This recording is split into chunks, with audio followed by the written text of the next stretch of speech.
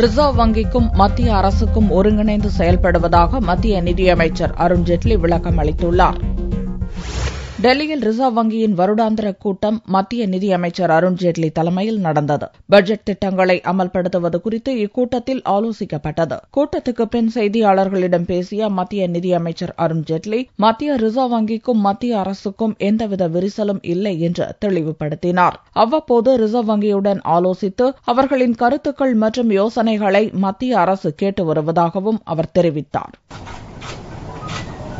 Regular, continuous interaction between the central bank and the government. All issues which concern both our institutions are regularly discussed. We have complete free and frank discussions, and therefore there is no question of any disconnect. That's the word you used. Between the bank and the government, I have repeatedly clarified that.